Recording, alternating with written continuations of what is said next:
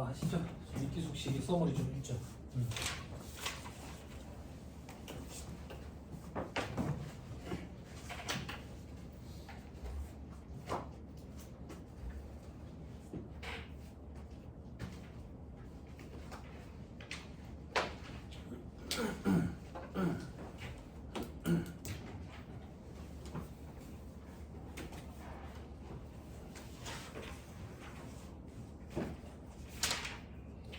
자, 써머리 4-100페이지 손익계속식이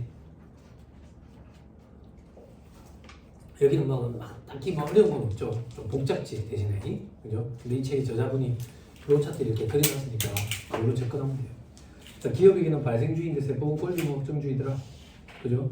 법인 소득금액 계산할 때 손익계속식이 자산부채 평가 이런 거는 당연히 세법을 우선적으로 적용해야 돼요. 근데 세법의 규정이 일일이 다 열거되어 있지 않으면 그냥 기업액의 기준을 적용을 해준다고 관행으로서 관행상. 자, 그리고 밑에 자산의 판매 손익돼 있죠. 원칙적으로 인도 기준이다. 재고자산 인도 시점. 다만 부동산이 재고자산이래. 그러면 재고자산 외의 자산의 그 귀속시기 규정을 따른다. 대금 청산일이 원칙이다. 다만 소유권 이전 등기 등록일, 인도일, 사용수익일 이런 것들이 다 있으면 이 중에 빠른 날이 귀속 시기가 된다. 시용 판매는 구입 의사 표시한 날이고 위탁 판매는 위탁 자산을 수탁자가 판매한 날이고 증권시장에서 증권시장 업무 규정에 따라 보통 거래 방식으로 하는 유가증권 매매는 인도일이 아니라 매매계약 체결일이고 됐죠? 다음 페이지. 매출 할인의 차감 시기는 약정에 의한 지급기일이 속하는 사업년도 매출액에서 차감하고 자산의 할부 판매 그죠? 기업에게 창구 목적 이제 볼 필요 없죠? 그죠? 이거 종합반도 다 했고 세법의 입장은 장기냐 단기냐 구분하죠. 일단 장단기 불문하고 인도기준 명목가액 평가더라. 그지? 그럼 세법에서 장기는 어떻게 구분하는데 부가세법에서 장기 할부 판매 구분하듯이 요건이 똑같다. 인도일의 다음 날부터 최종 할부금 지급기일까지 1년 이상이고 대가는 2회 이상 구달에서 수령. 됐죠? 그래서 장단기 불문하고 인도기준 명목가액 평가 원칙인데 장기인 경우에 회수기일 도래기준 명목가액 평가, 회수기일 도래기준 현재가치 평가를 계상하면 인정이 돼. 다만 중소기업은 세부담의 차이 때문에 상장이냐 비상장이냐에 따라 가지고 중소기업은 회수기일 도래기준으로 계상 안 해도 신고조정에 의한 송금산임을 허용해 주지. 그죠? 기억나죠? 자, 저 밑에 박스 2번 회수기일 도래기준 적용하는 경우에 인도일 이전에 회수한 것은 선수금, 인도일에 회수한 걸 보고 인도기일 도래 전에 회수한 금의 선수금. 그죠? 할부 회수 기간 중 폐업한 경우에는 폐업일에 입금 넘어갑니다. 회수기일 도래 기준이라는 표현은 법 표현이 아니다. 법 표현은 뭔데? 장기 할부 조건에 따라 각 사업년도에 회수하였거나 회수할 금액과 이에 대응하는 비용을 각각 해당 사업년도 입금과 소금에 산입한다. 이 표현을 초심자들이 읽으면 그냥 회수 기준처럼 착각한다고. 회수 기준을 얘기하는 게 아니다. 회수기일 도래 기준을 얘기하는 거다. 자, 저 밑에 박스 3번. 박스 3번. 요거는 이미 다 설명을 했다. 넘어갑니다. 4-104페이지 용역 제공 기업에게 창구 목적 이거 종합반 강의 때 이미 다 얘기했다. 세법 바로 보자. 자, 용역 제공은 우리 어떻게 기억했지? 도급이냐 분양이냐 이렇게 구분했지. 그지? 도급인 경우에는 장단기 불문하고 진행 기준. 법인세법이 개정을 일으켰거든. 소득세법은 단기는 완성 기준이야. 장기는 진행 기준이고. 근데 법인세법이 개정을 일으켜가지고 장단기 불문하고 진행 기준. 진행 기준. 다만 단기인 경우에 중소기업은 인도 기준 적용 가능해. 됐죠? 네. 진행 기준으로 계상했더라도 인도 기준으로 신고 조정에 의한 송금 산입이 가능하다고. 됐죠? 네. 됐죠? 분양은 어땠어? 분양은 장단기 불문하고 진행 기준. 다만 IFRS에 따라 가지고 인도 기준으로 계산한 경우에는 오케이 인정이 된다고. 그렇게 구분해서 보여줬었어요. 기억나죠? 그죠? 됐습니다. 넘어갑니다.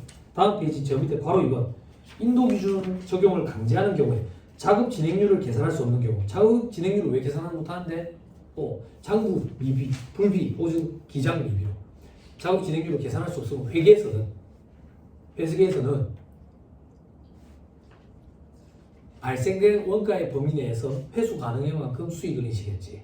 세법에서는 아니 그런 거 없어. 그런 거 없고 무조건 인도 기준이야. 됐죠? 넘어갑니다.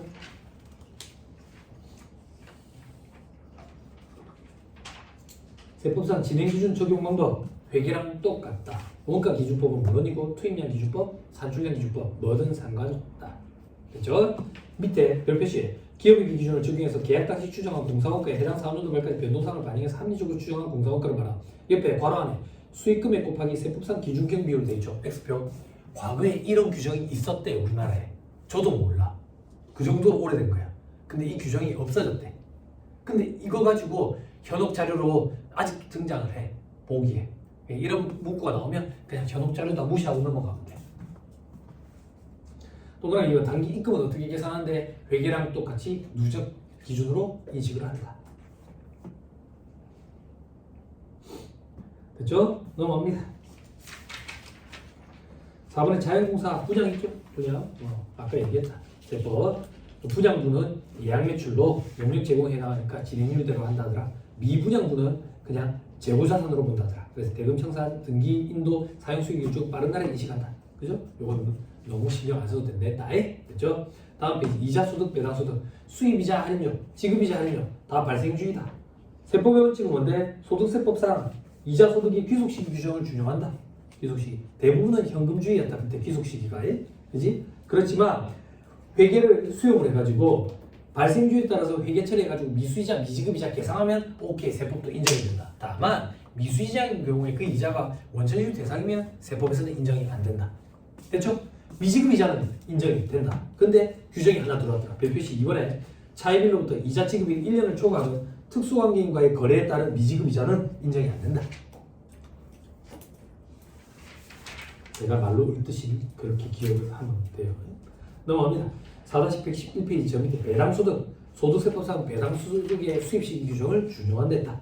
됐죠? 이것도 대부분 이거 뭐 무기명 주식은 받은 날, 잉여금 자본전입으로 인한 것은 자본전입 결의, 잉여금 처분에 의한 건 제일 대표적인 일반적으로 알고 있는 거 잉여금 처분 결의에 속하는 사업료에 귀속을 시킨다.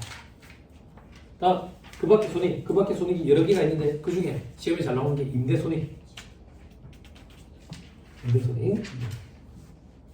법인세법에만 있는 규정이다. 그럼 소득세법, 부가세법은 어떻게 하는데? 어떻게 하는데? 응? 월할로 안분 계산했었지. 그지? 내가 왜 용어 갑자기 기억이 안 나. 선세금. 선세금이라는 개념은 부가세법이랑 소득세법에 있는 개념이다. 월할로 안분 계산해가지고 귀속시기를 따졌다. 법인세법은 선세금 이런 거 없다. 선세금 이런 거 없고 임대손익은 잔당기로 구분한다.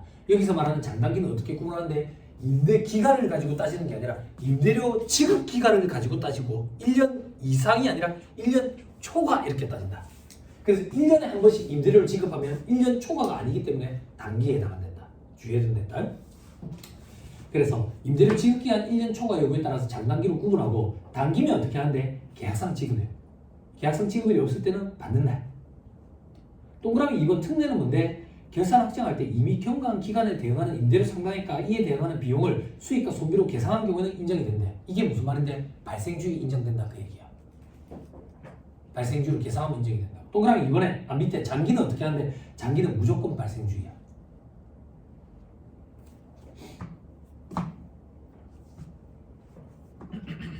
됐죠? 그죠? 자, 다음 페이지 기타. 보지 말라는 게 기타인데 이 중에 일부는 봐야 된다. 사채 할인 발행 차금은 강제상각이다. 송금에 산입한다라고 해야 된다. 할 수 있다라고 틀린 소리다. 됐죠? 자, 그리고 괄호 3번에 금전등록기 사용할 때는 위에 설명한 손익귀속시기에 따르는데 소매업 등 영수증 교부 가능 업종은 현금주의로도 귀속을 시킬 수가 있다. 편의상.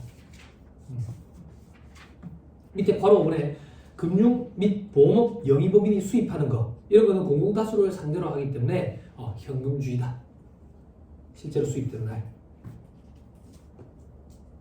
됐죠? 그렇죠? 저 밑에 괄호 7번은 뭐 리스로 돼 있는데 이건 신경 쓰지 마세요.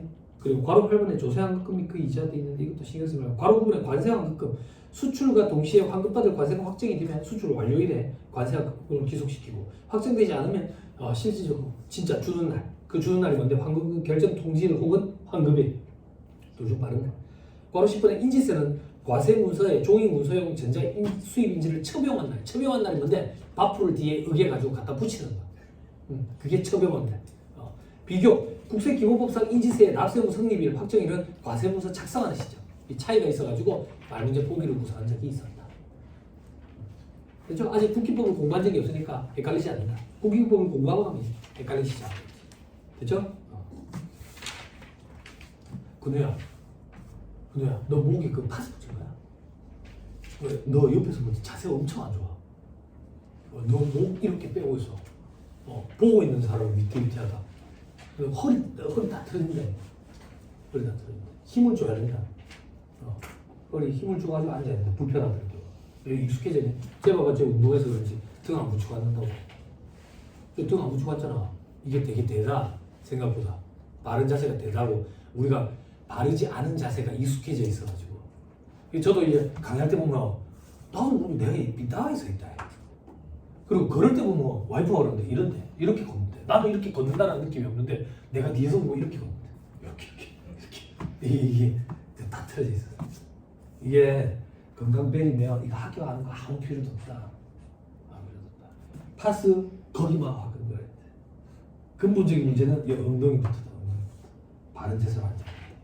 여기 붙이면 통증만 완화되지 근원적으로 문제가 해결해야 돼. 옆에서 너 옆에서 얘 봐봐. 목 이렇게 빼고 앉아 있지.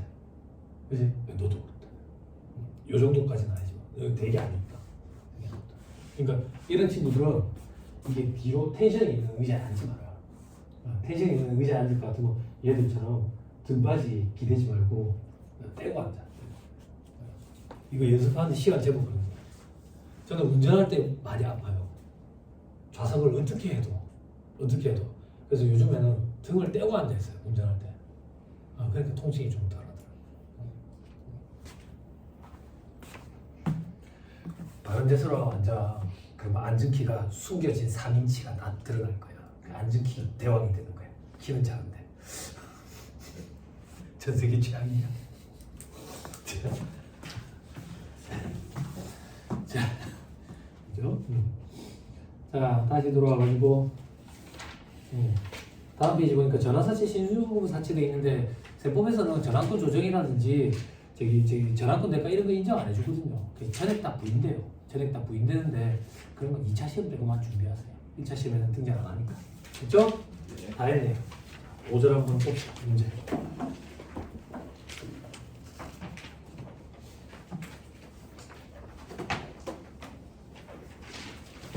항상 바른 자세로 하도록 주의하세요. 이게 통증이 아직 젊으니까 괜찮지 이렇게 생각하면 안 되고 시험 임박했을 때 이 통증이 오기 시작하면 사람 미친다고. 바짝 쪼아야 되는데 아파가지고 며칠 책 못 보고 이러면 사람 미친다고. 감기도 안 걸리게 주의하고. 그러니까 좀 번거롭더라도 마스크 계속 끼고 다니면 돼. 좀 번거롭더라도 마스크 계속 끼고. 그리고 지난주에 저희 와이프한테 제가 보여줬는데 그 일본의 의료 관련 그 연구기관에서 그 연구 그 발표를 했는데 매일 20분씩 반신욕을 하면 체온이 상승되는 것뿐만 아니라 매일 20분씩 반신욕을 했더니 매일이 아니라 처음 반신욕을 오늘 처음 했어. 처음 했는데 혈관이 확장이 되고 혈류가 개선이 되더래. 이걸 매일 하면 건강에 엄청나게 좋대. 근데 반신욕이어야 돼. 특히나 나 같은 소음이는 목욕탕에 가면 저는 여기까지 담그는 거 되게 좋아하거든. 이러면 목욕을 하고 나오면 도리어 피로감을 더 많이 느낀대. 그래서 반만 담그는 거라. 반만 담그고 있어도 한 30분 담그고 있으면 등줄기에 땀이 줄줄 흘러. 얼굴도 줄줄 흐르고. 집에서 반신욕을 하루에 20분씩만 해봐. 되게 도움이 된대. 되게. 그래. 자, 문제 봅시다. 자, 1-135페이지로 보세요. 합시다. 예. 자, 5번. 제조업을 영위하는 영리내용법인 주식회사 A의 제25기 2025년 풀이네요. 각 사람들 소득에 대한 법에서 세무조사 조항에 대한 설명은 틀린 걸 고려하라 되어 있죠. 5번이 틀렸어요.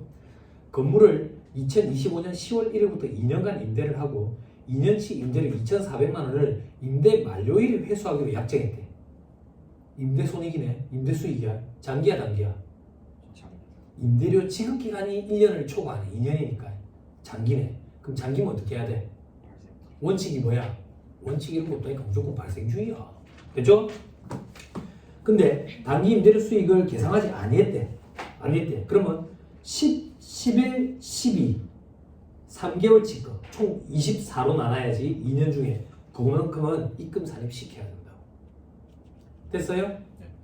됐나요? 됐죠? 자, 동그라미 1, 2번 보기 조금만 볼 거예요. 옳은 보기예요. 동그라미 1, 2번 보기는 동그라미 1번 이미 경과한 기간에 대한 원천지급 대상 정기예금 미수이자 10만원 원천지급 대상이라네. 미수이자 계산했다네. 입금 물살이 마이너스 1고.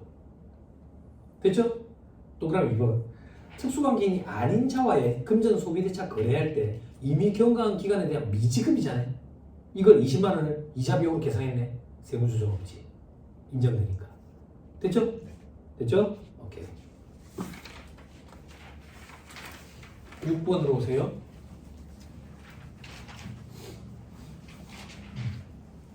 법인세법상 손익기속 사업연대에 대한 설명으로 틀린 서류를 골라라 할 때 있죠?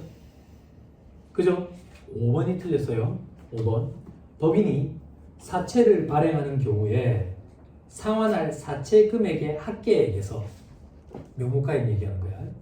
사채 발행가액 괄호해가지고 사채 발행 수수료와 사채 발행을 위해서 직접 필수적으로 지출된 비용을 차감한 후의 가액 그 사채 발행가액의 합계액을 공제했대. 그 금액이 뭐야?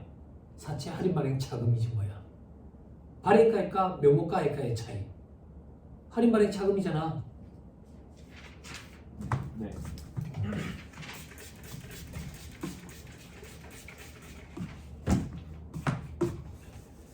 초단강이 모르죠? 괜찮아요. 초단강 아직도 가서 하는 건 모른다. 초단강 말고 초단강 몰라? 아 몰라. 가수가 있어. 일본 가수가 있어. 우리나라 가서 괜찮아요 이런 노래를 불렀던 기억이 있어.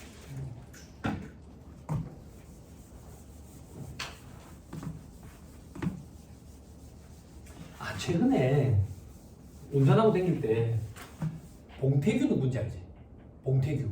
봉태규가 쓴 책을 보이스북으로 오디오북으로 들었거든. 아 되게 괜찮더라.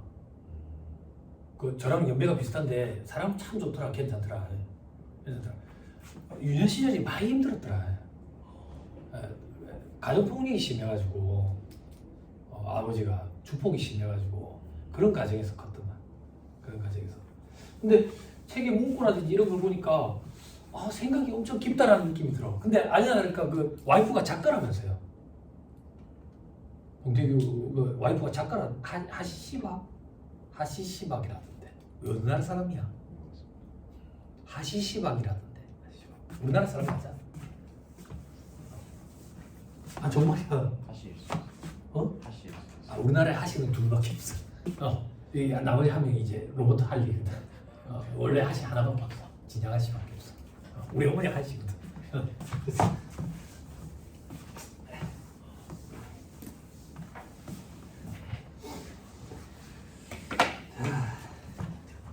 요거 한 번만 보세요, 여러분. 표시자 8%씩. 행명금액 10만 원. 시장이자율 10%. 10%요? 현재까지 평가한다.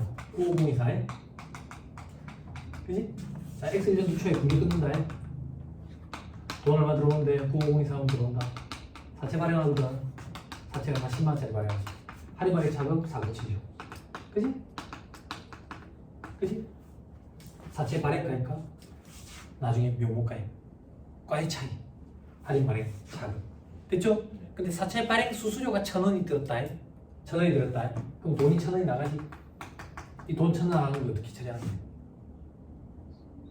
사채에서 까지 않지. 사채는 명목가액 그대로 냅둬야 되거든. 그래서 차금에다가 가산하는 거지. 그럼 발행가액은 얼마가 되는데? 9404. 그죠? 수수료까지 차감한 금액이 발행가액이잖아. 발행가액과 명목가액과의 차이. 자금 얘기하는 거야. 자금 얘기하는 거. 이 표현이 그거로. 숫자를 넣어보면 이해가 돼. 됐죠? 소연아, 이제 보니까 껌이지. 껌이지, 그자? 시험 나오지도 않는 이런 걸 가지고 우리가 스트레스 받았지. 우리 시험은 뭐가 나와? 4월 1일에 발행할 거 아이가? 이자 지급일 사이에 사채 발행해야 되잖아. 그치? 그 요금액 계산해야 돼. 95450. 요거는 97450. 그지? 요거 이자 비용에 대한 기간 경과이자라며. 경과이자. 그럼 얘가 현금 수치. 얘는 발행가액. 시험 문제에서 발행가액을 물어봤는데 현금 수치액을 애들이 쓰고, 현금 수치액 물어봤는데 발행가액을 쓰고, 이런 많은 거라. 2차 시험에도 등장했어. 똑같이 4월 1일에 발행했다. 4월 1일.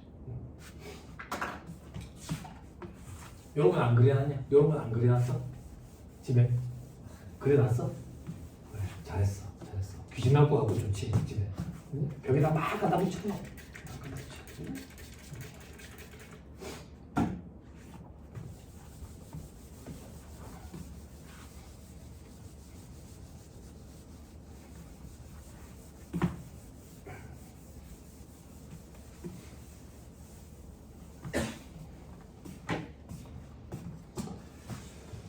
자, 갑시다.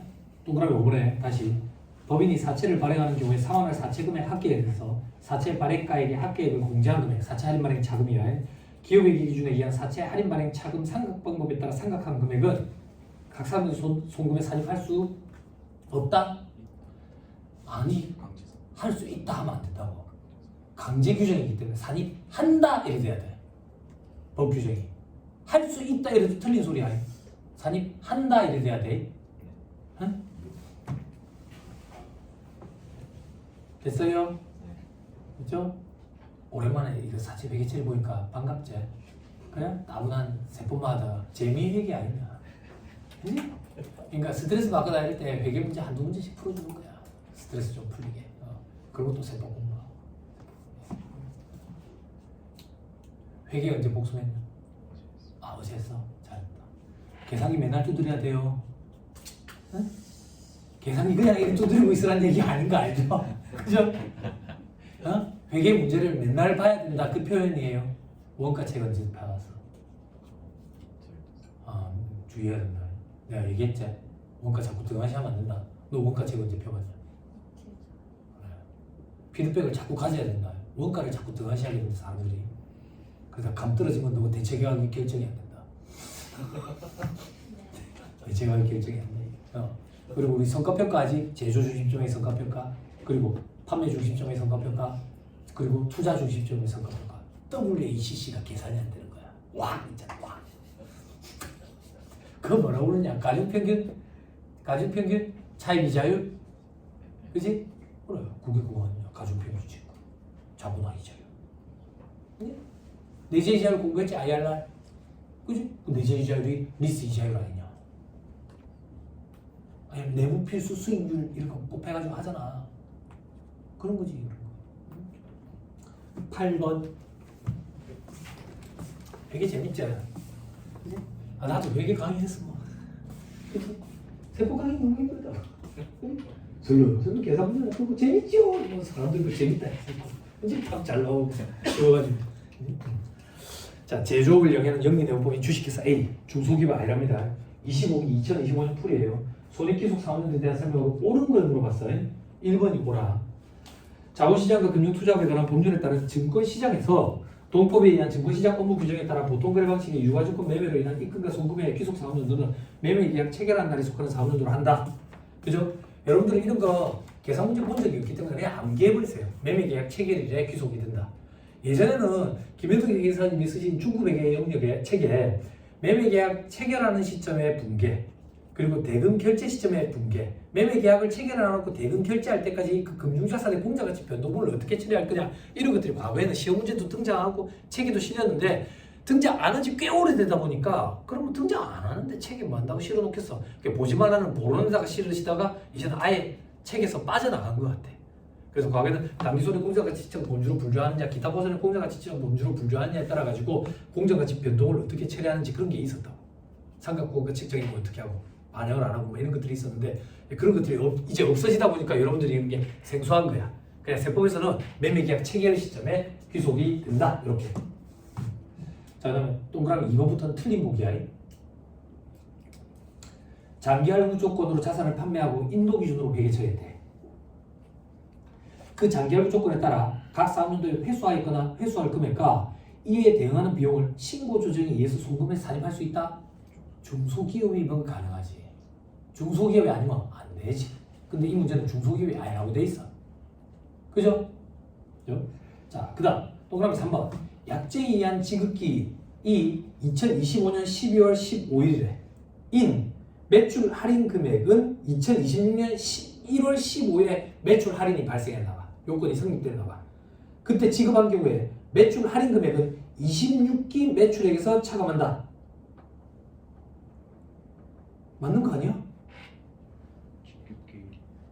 맞는 거 아니야? 독해력의 문제라고 잘 읽어야 돼. 약정에 의한 지급기일이 언젠데? 요때에 기속된다 했잖아. 요때에. 그죠? 그러면 매출은 12월 15일 그 이전에 발생했겠지. 그지? 독해 문제라고 주의하세요. 자, 그 다음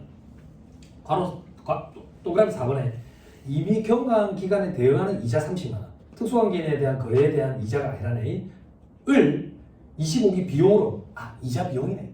그지? 그 이자는 법인세법에 따라 원천에 지급되는 이자에 해당하지 않는 경우에는 송금을 인정한다. 즉 이미 경과한 기간에 대응하는 이자를 미지급이자 달았다 그 얘기야. 그 미지급이자 달았을 때 원천에 지급 대상이 아니면 송금으로 인정이 된다. 뭐가 틀렸어?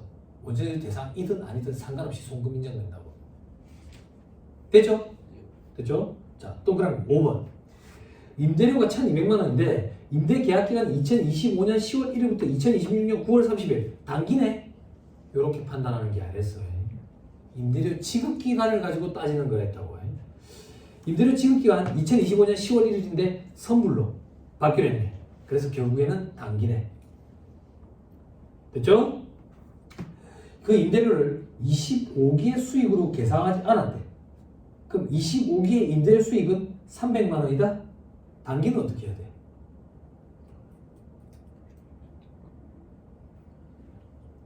계약상 지급일이잖아. 계약상 지급일이 언젠데? 2025년 10월 1일 선불로 받기로 했잖아. 그지? 1200이 다 들어가야 돼. 됐어요? 됐나요? 오케이. 됐습니다. 자, 그 다음에 9번. 자, 9번에 틀린 소리를 골라라 돼 있죠? 자꾸 반복됩니다. 동그라미 1번. 금융보험업 이외의 법인이 원천 지급되는 이자로서 이미 경과한 기간에 대응하는 이자를 해당 사업년도 수익으로 계산했대. 이자 수익으로. 미수이자에 얘기하는 거야. 그 계상한 연도의 사업년도에 입금으로 본다? 원천 지급 대상이면 입금으로 보지 않지. 입금 부산이어야 돼. 됐죠? 됐죠? 보아라. 네. 자는 거 아니지? 네, 아닙니다. 그지? 왠지 눈 뜨고 자는 것 같다. 눈이 작아서. 그래? 그런 뜻은 아니었어. 뭐 너가 눈이 작다면 그래 그런 걸로 하네. 졸면 안 돼. 자, 10번 넘어갑시다. 10번.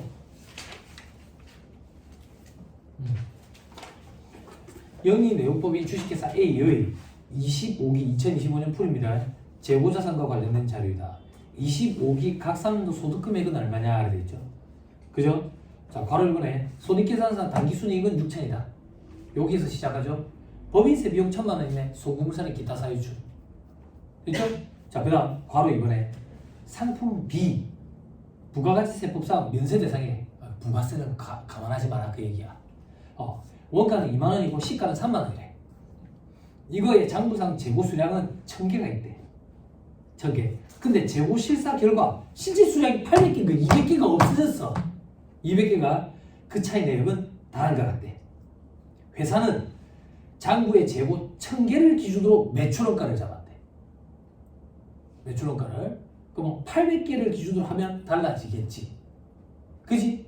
그럼 200개가 차이가 나네. 밑에 표에 보니까 수량 다 합치니까 200개네. 요거에 대한 세부 조정을 해보자 그 얘기야.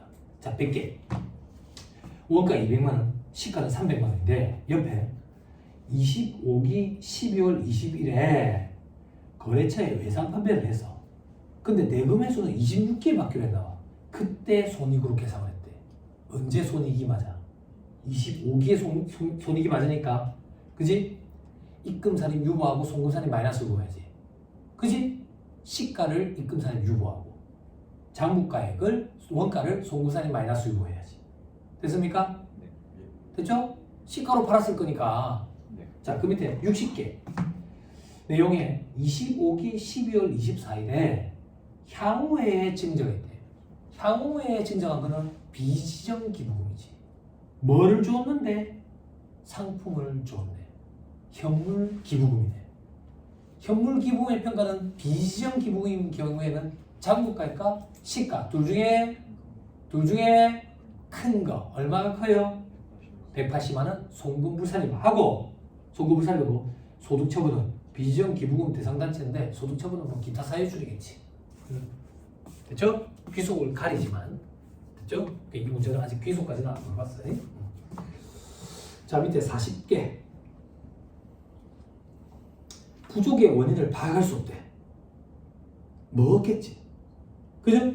판매 대금도 입금이 안 됐대. 그래서 귀속자도 알 수가 없대. 알 수가 없대. 그럼 어떻게 해? 송금불산임하고 대표자 상해 처분해야지. 40개에 대한 재고가 있어 없어? 없지. 그래서 그만큼은 송금산임 마이너스 유보하고. 즉 대표이사가 현금으로 팔아치워가지고 지주머니에 넣은 걸로 본다고. 팔아치웠으니까 재고가 없어졌으니까 원가만큼 송금산임 마이너스 유보를 하고 그리고 시가만큼은 입금산임 상해 처분을 한다고. 대표자 상해. 됐죠? 네. 됐죠? 이게 만약에 소득세법이면 시가만큼 총수익금액에 산입하고 원가만큼 필요기금에 산입하고 법인세법이랑 결과가 동일해지지. 됐죠? 네. 자, 11번 영리내용법인 주식회사 A 중소기업이 아닙니다. 다음 자료를 이용해서 25기 사업론도 2025년 풀이에요. 할부 판매에 대한 세무조정을 하고자 한다. 세무조정을 통해서 감소될 수 있는 25기 각 사업론도 소득금액은 얼마냐? 그죠? 자, 가로 1번. 가로 1번. 25기 사업년도 초에 원가 500만원짜리 상품을 750만원에 할부 판매를 해. 25기 사업년도 말부터 매 사업년도 말에 150만원씩 5년간 균등. 그럼 5년이면 750이네. 그지? 5년간 균등하게 회수하기로 했어. 25기에 실제 회수된 할부금은 없고 주식회사 A는 당해 할부 매출에 대해서 25기 사업년도 다음과 같이 기업의 기준에 따라 적정하게 회계 처리했대. 자, 일단 요것부터 판단하자. 세법상 장기 할부 판매예요, 단기 할부 판매예요? 장기네. 장기. 그러면 세법의 입장은 인도 기준 명목가액 평가가 원칙이지. 다만 회수기일 도래 기준 현재가치 평가 계상하면 인정이 된다며. 그죠? 중소기업은 회수기일 도래 기준 계상 안 했더라도 신고 조정에 의해서 송금산이 가능한데 일단 중소기업이 아니네. 그럼 회사가 어떻게 회계 처리했는지 보자. 장기 매출 채권 750. 대변에 매출 잡고 현재가치 평가를 했네. 현재가치 할인 자금 잡았네. 그리고 매출원가 잡고 상품 잡았네. 그리고 25기 사업년도 말에 현재가치 할인 자금에 대해서 상각을 했네. 그러면서 이자 수익을 잡았네. 뭐 했는데? 유효이자율법에 따라서 상각을 했네. 그지? 현재가치 평가를 하고 세법의 입장은 뭐야? 인도 기준 명목가액 평가 원칙인데 기업의 기준을 수용해서 현재가치 평가 계상하면 인정. 계상을 했네. 인정되네. 세무조정할 게 없지. 근데 시험장에서 과연 보기 1번에 0을 맞게 할 수 있는 친구가 몇이나 되겠냐고. 불안해서. 그지?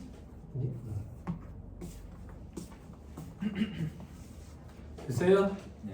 그죠? 자, 그 다음 13번. 다음은 영리내용법인 주식회사 A 중소기업 체크 딱 하고요. 25기 사업도 할부 판매 관련 자료다. 할부 판매 문제예요. 할부 매출액에 대한 세무조정이 25기에 가상소득금액에 미치는 영향은 여러분들이 하시고 저는 세무조정해 드릴게요. 괄호 1번. 모든 할부 판매는 인도에 속하는 달의 말로부터 매월 100만원씩 할부 기간에 걸쳐 대금을 회수하기로 약정했대. 매월 말 100만원씩 받기로 했대. 그죠? 됐죠?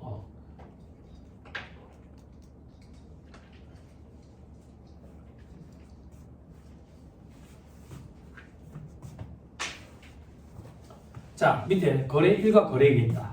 거래 1은 상품 인도로 2025년 11월 1일, 할부 기간은 10개월, 총 판매 대금 단기네, 단기.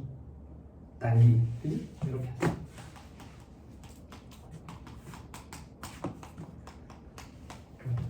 거래 1 단기. 자, 거래 2 보자. 2025년 3월 1일인데 20개월이네. 장기네 장기.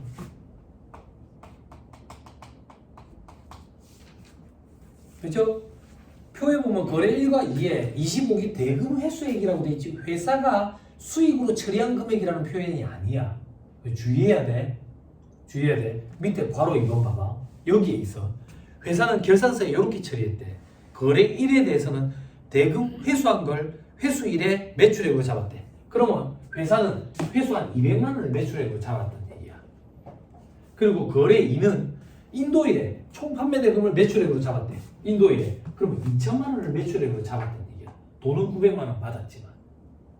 여기까지 됐어요? 여기 900을 넣으면 안 된다 그 얘기야. 독해 문제라고. 독해 문제.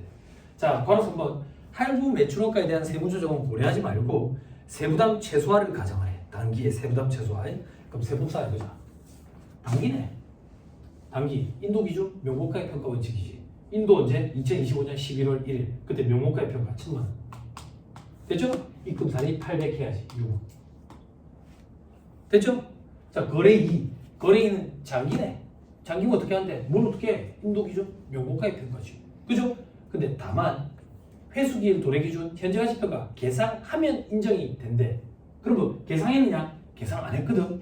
그럼에도 불구하고 중소기업은 세부담 최소화 과정에 따라 가지고 회수기일 도래기준 신고 조정에 의한 송금산입이 가능하다고. 그럼 회수기일 도래기준에 따르면 3월 1일 인도를 했고 매월 말 100만 원씩 3월 말, 4월 말, 5, 6, 7, 8, 9, 10, 11, 12월 말 총 10개. 됐죠? 그러면 송금산이 마이너스 6억 1천만 원.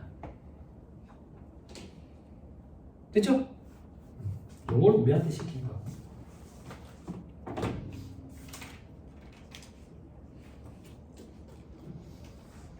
안 어렵죠? 네. 안 어렵죠? 이런 데서 실수하면 안 돼요. 가격이 큰다. 대충 틀리는 거랑 이거 문제 틀리는 거랑 느낌이 확 달라요. 자, 14번. 할부 판매 문제예요. 영리매물법인 주식회사 A는 할부 판매 손익을 할부금 회수 기준에 따라 인식하고 있다고. 회수 기준. 회수 기준에 따라서 인식한다라는 얘기가 뭔데? 돈 받았을 때 인식하고 있다고. 회수기일 도래 기준을 얘기하는 게 아니라고. 근데 우리 앞에서 공부했지. 회수 기준으로 회계 처리한 경우에는 회수기일 도래 기준으로 처리하려고 한 것처럼 봐서 원칙으로 돌아가는 게 아니라 차이만 세부 조정한 데서 나와. 기억나요? 네. 자, 주식회사 A의 25기 사업년도 2025년 풀이고요. 요렇다. 할부 판매 거래에 대한 세무 조정이 가사노 소득금에 미치는 영향을 여러분들이 하시고요. 세무 조정할 거예요. 값부터 보자. 값. 총 판매 대금 3천이다. 인도일은 25기 4월 1일. 25기에 900만 원 대금 회수를 했대. 즉, 이 회사는 회수한 만큼 수익으로 잡고 있는 거야. 지금 900만 원. 근데 계약서상 대금 회수 조건 보니까 인도 후 6개월마다 1000만 원씩 회수하네. 3천만 원이면 3번이네. 3번이면 18개월이네. 장기네. 장기. 그러면 인도 기준 명목가액 평가가 원칙이지. 근데 회수기인 도래 기준 계상하면 인정. 계상하려고 애를 쓴 걸로 본다 했지. 그래서 차이만 세부 조정한다 했지. 그럼 회수기인 도래 기준으로 보면 입금이 얼만데? 인도일로부터 6개월 10월 1일 1000만 원. 그리고 6개월은 다음 연도라고. 그러면 25년에는 1000만 원을 회수기일 도래 기준에 따라 입금에 산입해야지. 근데 회사는 900을 잡았네. 차이 금액만 조정하니까 100만 원을 입금 산입 유보 처분해야지. 됐어요? 하실 수 있겠죠? 왜요? 자, 그럼 1. 2천만 원 25기 6월 1일 대금 회수 1000만 원이네. 요만큼을 수익으로 잡아놨나 봐요. 인도 후 3개월마다 400만 원씩 회수. 총 판매 대금 2천만 원이네. 그럼 5번이네. 3개월씩이면 15개월. 장기네. 장기. 됐죠? 요것도 회수기일 도래 기준으로 한글로 보겠지. 그럼 6월 1일부터 3개월이니까 9월 1일 한 번, 12월 1일 한 번, 2번. 그럼 400만 원씩 2번 하면 800만 원이네. 근데 회사는 1000만 원을 잡았네. 송금산이 200만 원 마이너스 6원. 됩니까? 자, 그 다음 병. 총 판매 대금 7,200. 인도는 25기 8월 1일. 대금 회수 2,400을 해서 2,400을 수익으로 잡아놨나 봐요. 조건은 어떻게 되는데? 인도 후 3개월마다 2,400씩. 그럼 2,400씩 7,200이면 3번이네. 3번씩 3개월이면 9개월 단기네. 단기는 원칙적으로 인도 기준 명목가격 평가. 인도한 시점인 8월 1일에 7,200이 다 들어가야지. 근데 회사는 2,400만 넣었으니까 플러스 입금살이 4,800만 원 6.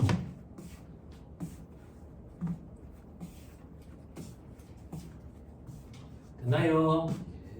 자, 그 다음 정을 봅니다. 정 4,100만 원이네. 인도일 인도일 봐봐. 내년이야. 인도일 내년이라고 해. 근데 대금 회수를 100만 원을 해서 회사가 수익으로 100만 원을 잡아놨나 봐. 계약서상의 대금 회수 조건에 계약금을 제외한 금액 4천만 원을 인도 후 4개월마다 100만 원, 1,000만 원씩 회수하는 조건인데 그 100만 원은 뭐냐고? 12월 1일에 계약금을 먼저 받았네. 인도는 언제 하는데? 먼저 받은 건 뭐야? 선수금이네. 선수금, 부채라고. 그죠? 입금이 아니에요. 됐죠? 그럼 100만 원을 빼는 송금살이 마이너스 수익으로 해야지. 됩니까? 예. 자, 16번 갑니다.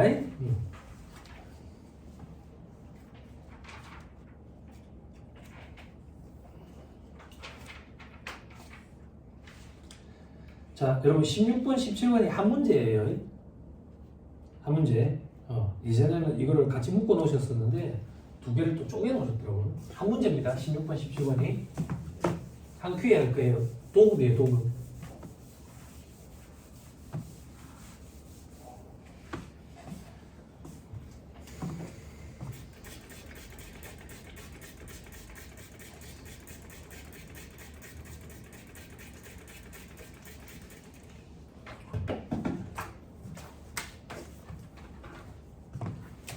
자, 16번, 17번 문제 동시에 보세요. 영리 내용법이 주식회사 A 중소기업이 아닌 밑에는 중소기업 임. 이때 도급공사 관련 자료이다. 세무 조정을 해볼게요. 됐죠? 됐죠? 어떻게 할 건데 저는 동시에 할 거예요. 회사가 회계 처리함을 그리고 세법상 세법상인데 중소기업이 아닌 경우랑 중소기업이 다른 경우.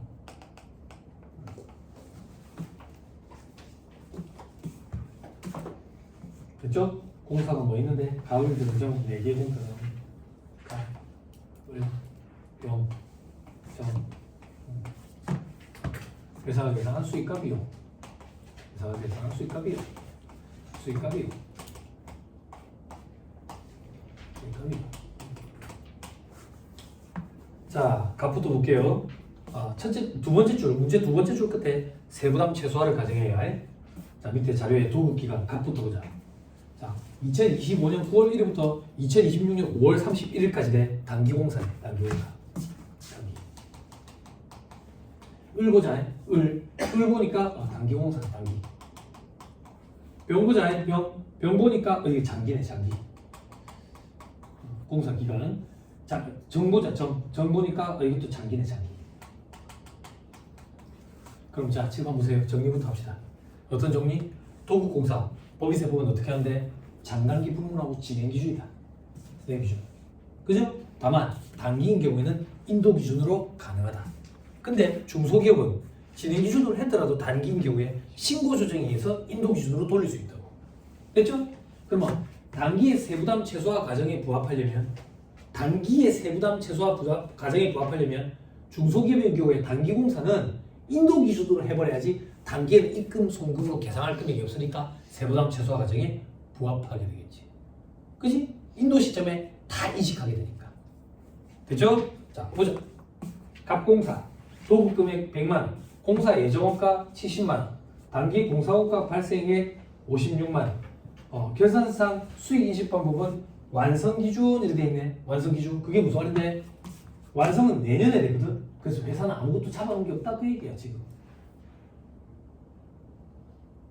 됐어요? 됐나요? 자, 그럼 세법의 입장은 어떠냐 이거야. 세법의 입장. 중소기업이 아이래. 그럼 진행 기준으로 해야 되잖아. 진행 기준으로 하면 어떻게 되는데? 진행 기준으로 하면 지금 공사원가 발생액이 56만 원이야. 56만 원. 그럼 공사 수익은 총 공사 예정원가가 70만 원이거든. 70만 원 중에 56만 원은 80%라고 80%. 요만큼 인식이 아니니까 80만 원이 공사 수익이지. 그럼 세무조정은 입금살인 80만 원, 소금살인 56만 원. 중소기업 임원 어떻게 하는데 손댈 게 없어요?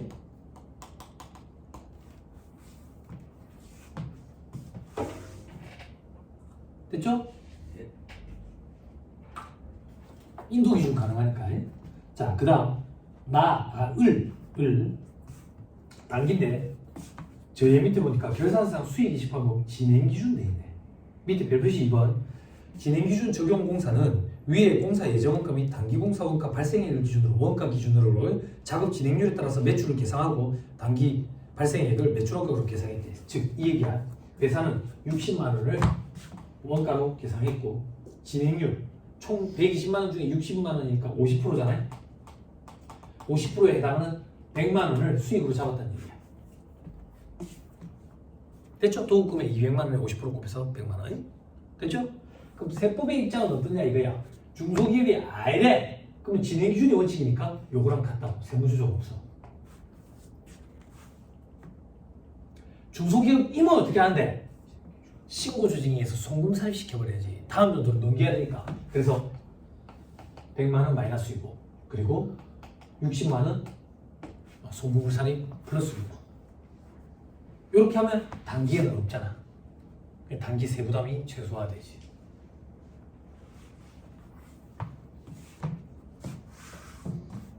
이렇게 할까? 이렇게 하려면 요 세무조정을 해야 된다고. 됐죠? 여기는 세무조정 없고.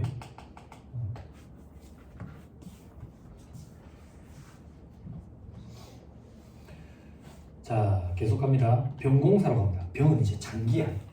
장기. 근데 회사가 어떻게 했냐면 완성 기준을 했대. 완성 기준을 했다는 얘기는 올해 아무것도 인식 안 한 거야. 장기는 무조건 진행 기준으로 해야 돼. 진행 기준. 그럼 진행 기준으로 해보자. 단기 공사원가 발생액이 84만 원이야. 84만 원. 근데 총 공사 예정원가는 210만 원이야. 요걸 가지고 진행률을 뽑아내면 40% 된다고. 40%. 그럼 그거에 대해서 도급금액 300만 원 곱하면 120만 원. 입금살입 120만 원, 송금살입 84만 원 해야 돼. 중소기업이면 똑같이 120만 원. 그리고 84만 원. 왜? 장기니까.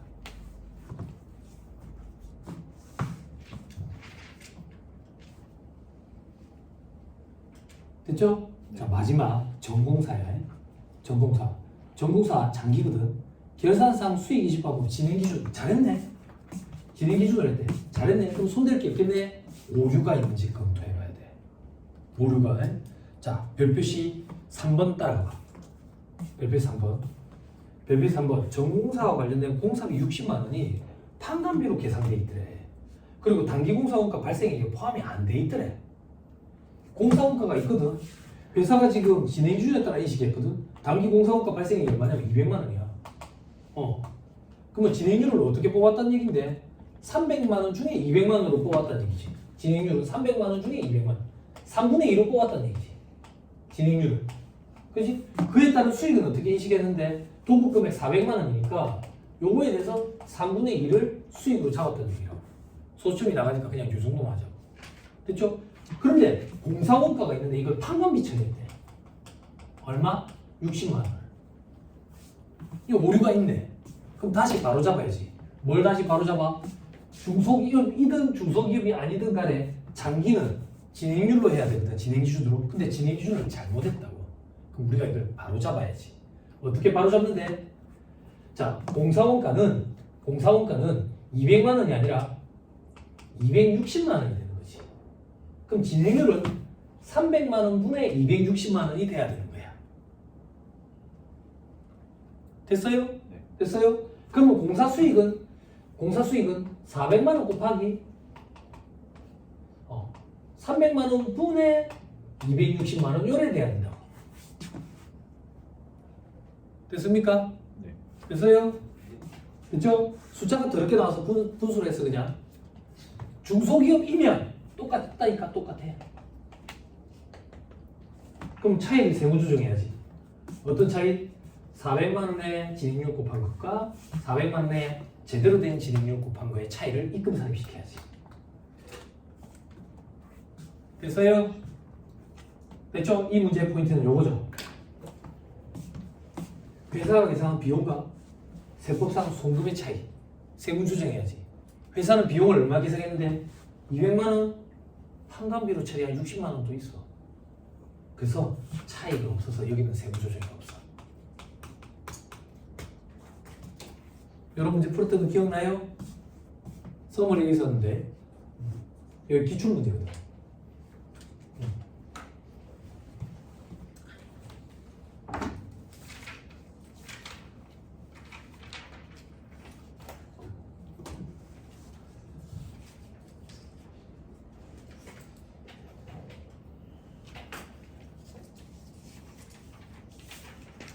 됐냐? 네. 자, 20번 보세요. 20번.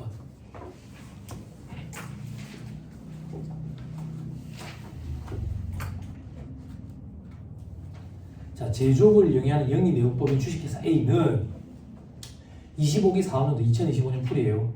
주식회사 B로부터 잉여금 처분에 따른 금전 배당을 받았대. 현금 배당 받은 거야. 현금 배당. 잉여금 처분 결의는 2024년에 이루어졌대. 그러면 이 배당금을 수취한 사람 입장에서는 배당금 수익, 배당 수익이 언제 기속이 돼? 잉여금 처분 결의에 속하는 24년도에 기속이 돼야 된다고. 근데 밑에 보니까 24기에 아무런 회계처리를 안 했대. 그럼 우리는 입금사진 유보를 해야 되네. 그지? 그리고 25기에 처리를 했네. 입금부산이 마이너스 수익으로 추인시켜야지. 됐죠? 그래서 문제에서 묻는 건 25기를 물어봤어. 25기에는 입금부산이 마이너스 수익이야. 됐죠? 쉽죠? 22번.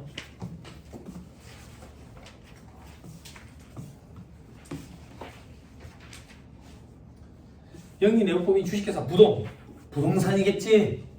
그래서 의 25기 4학년도 2025년 풀입니다. 자, 각 사람 소득금액에 미치는 영향을 물어봤다. 이거 임대소니까 관련된 문제예요. 이렇게 하면 이제 전체가 다 구성이 돼요. 괄호 1번 주택 A를 2025년 10월 1일부터 1년간 임대하고 매월분 임대료 그냥 이거 써놔놓고 잠깐.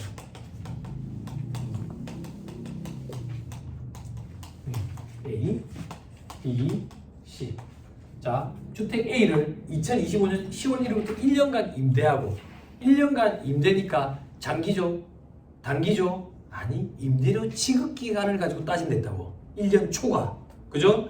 자, 매월분 임대료 매월 받기로 했네. 단기라고. 그죠? 이렇게 판단하는 거잖아. 그죠? 매월분 임대료를 다음 달 15일에 받기로 했어. 근데 25기 말 현재 10월분 임대료를 받았는데 11월 거를 못 받아가지고 회사가 100만 원을 임대 수익으로 잡았대. 자, 임대 손익이 기속 시기. 단기는 어떻게 처리하지? 계약상 지급이에요. 그죠? 계약상 지급을. 근데 특례로 발생주의를 하려고 하면 그것도 가능하지. 장기는 어떻게 하지? 무조건 발생주의. 됐어요? 자, 임대료 지급기간 단기, 계약상 지급일. 계약상 지급일이 언제인데? 다음 달 15일. 그러면 10월 거는 11월 15일. 11월 거는 12월 15일. 12월 거는 내년 넘어가지. 그러면 두 달치기 들어가야 되네. 그지? 입금산이 100만 원 주고. 자, 또 괄호 이번에 토지 B를 2025년 11월 1일부터 2년간 임대하고 2년간 임대료 2,400을 임대기간 말에 임대료 지급기간이 1년을 초과하네. 한 번에 받기로 해. 장기네. 장기는 발생주의를 했다고. 발생주의. 근데 회사가 어떻게 회계처리를 했는데 미수익 임대료 2,400을 잡았네. 미수익 임대료 2,400.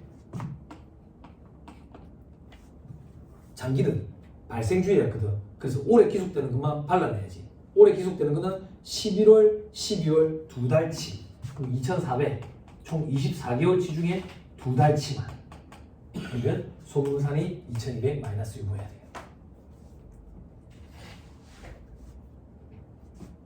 됐죠? 마지막 괄호 3번 정보 C를 2024년 7월 1일 2024년이다. 2024년 7월 1일부터 18개월간 임대를 하고 임대료 총액 1,800을 임대기간 개시일에 한 번에 받았다. 장기네. 장기. 그때 24기 손익계산서상 임대료 수익 1,800만 원을 계산했고 25기의 계산액은 어때? 25기 절반. 25기에는 잡아놓은 게 없어 지금. 근데 얼마를 잡아야 되는데 발생주에 따라서 잡아야 되거든. 1,800만 원 곱하기 총 18개월 중에 7, 8, 9, 10, 11, 12 6개월 망한다. 이거는 작년이다. 올해는 12개월이다. 12개월 됐죠? 그러면 1,200만 원. 입금산이 1,200만 원 6. 됐죠? 작년 안 가볼까? 작년에 회사는 1,800을 잡았거든. 근데 세법상으로는 1,800에 6개월치만 들어가야지. 그럼 작년에 송금산이 1,200만 원 마이너스 유보가 있었겠지. 그게 올해 플러스 유보로 추인이 됐지. 됐죠? 귀속시기의 차이일 뿐이니까. 18개월이 한 개 사업년도였으면 이런 차이가 없었겠지. 일시적 차이가 발생하지 않았을 거예요. 그래서 이걸 유보, 마이너스 유보 이렇게 표현한 거지. 일시적 차이니까. 됐죠? 자, 이 정도 하시죠. 이 정도 하시고 자산부채의 평가는 다음 주에 하시죠. 시간이 어떻게 계산했냐면 지금 바뀐 시간표대로 제가 한 게 아니라 오전에 4시간, 오후에 6시간, 오후에 2시에 시작한다고 보면 8시에 끝나는 게 맞아. 8시에 끝나는 게 맞는데 우리는 2시보다 일찍 시작했어. 근데 왜 8시 15분인데 아까 제가 여러분들 의견을 듣는다고 조금 시간을 할애했거든. 시간을. 그래서 그거를 조금 붙였어요. 제 임의로. 네, 죄송합니다. 다음 주부터는 또 오전이에요. 오전이고 토막 강의예요. 토막 강의라 가지고 좀 그렇긴 한데 아무튼 진도 빼려고 되게 애를 쓸 거예요. 진도를 빨리 빼려면 쭉쭉 빼려면 여러분들이 좀 복습을 많이 해보셔야 돼. 복습할 때 지금 천지야. 그리고 혹시나 시간적 여유가 생긴다. 문제를 미리 풀지 말고 써머리를 좀 해보세요. 써머리. 됐죠? 예. 강의 듣느라 고생 많았습니다. 수고하셨습니다. 수고하셨습니다.